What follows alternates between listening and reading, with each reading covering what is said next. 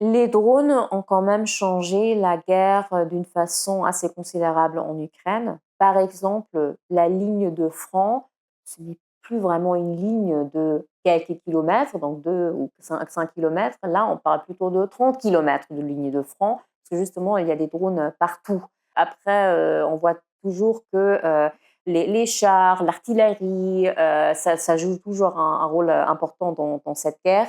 Mais il y a eu un changement, de guerre et de la façon comment, les Ukrainiens et les Russes font la guerre, à cause des drones. Parce que là, on voit des millions de drones qui sont utilisés, fabriqués en Ukraine et en Russie, tous les ans. Et donc ce masse de drones et la surveillance et la possibilité d'attaquer, même des individus, loin du front.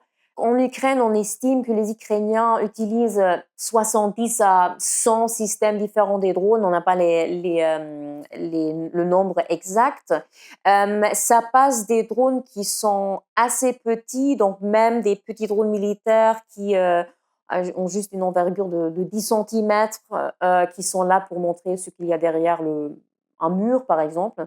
Ça passe au système avec 10 mètres d'envergure, par exemple. Les drones sont utilisés pour la surveillance, pour l'attaque, et pour transporter de plus en plus des moyens, même des mines qui sont mis par des drones, où maintenant on voit de plus en plus des drones qui, derrière eux, tirent un câble, qui sont carrément connectés à leur pilote avec un câble.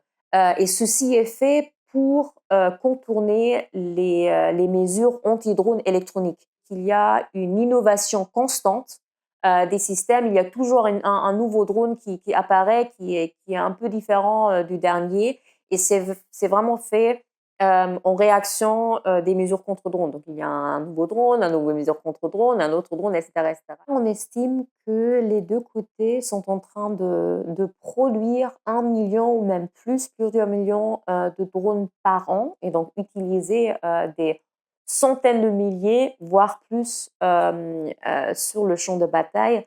Ce nombre, il faut comprendre qu'il y a quand même pas mal de drones kamikazes ou munitions rôdeuses qui sont dans ce nombre.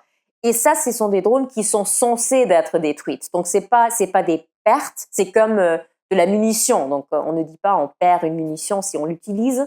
Mais donc le nombre est considérable. Il y a plusieurs façons d'intercepter un drone. Il y a tout ce qui est mesure kinétique, donc abattre un drone, des projectiles, voilà.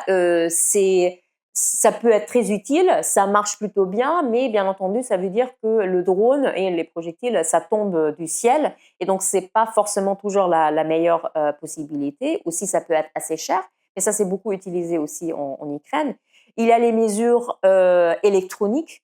Donc là, il y a une interception par jamming et spoofing. Donc ça veut dire qu'on intercepte les signaux du drone aux pilotes, ou alors on leur donne d'autres signaux plus forts, et on leur dit par exemple tu es ailleurs que tu le pensais, ce genre d'informations.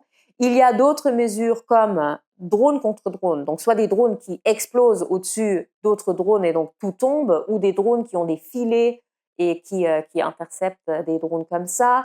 Il y a de plus en plus de recherches dans des mesures de laser, micro-ondes, ce genre de mesures. Il y a des entreprises qui proposent de faire la guerre cyber en fait aux drones, et donc hacker dans des drones pour les reprendre et les faire atterrir. Il n'y a pas une mesure qui marche toujours dans tous les contextes contre tous les drones. Et c'est ça en fait le défi. Il faut savoir quel drone on veut intercepter, combien, de quelle manière, dans quel contexte. Et donc il n'y a pas une solution parfaite pour tout, mais il y a de plus en plus de moyens et énormément de recherches. Et donc en ce moment, forcément en Ukraine, beaucoup est testé, et on voit quand même qu'il y a des moyens d'intercepter les drones. D'ailleurs, l'Ukraine a été très très bien à faire ceci. En ce moment, ils ont plus de problèmes parce que la Russie envoie énormément de drones, donc un très haut nombre, un très grand nombre, et donc c'est plus difficile de les intercepter.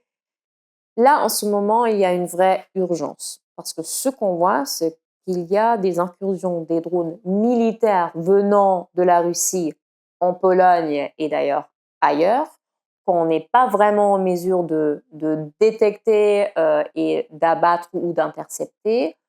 Et il y a aussi des survols des drones, pas venant de la Russie, mais très probablement contrôlés par les Russes, des agents russes, sur le continent européen. Et donc, il y a une urgence à répondre. Je crois que cette urgence-là a maintenant été comprise plus ou moins par tous les autorités européens. À mon avis, ce qui est très important, c'est que là, les forces armées, surtout au flanc Est, sont vraiment en train de s'équiper. Il faut qu'on agisse vite au niveau européen pour lier toutes ces initiatives, pour qu'on n'ait pas après tout un puzzle de systèmes différents au flanc Est qui sont beaucoup plus difficiles à lier et à construire une interopérabilité. À mon avis, l'Union européenne peut agir sur ça. Ils ont plus de moyens qu'auparavant. Voilà, ils ont envie de le faire, tandis que l'OTAN est un peu paralysée à cause des problèmes transatlantiques, disons. Mais l'important, c'est vraiment d'aller assez rapide et d'installer des contre-mesures rapidement pour répondre à ce danger qui est présent à tout moment.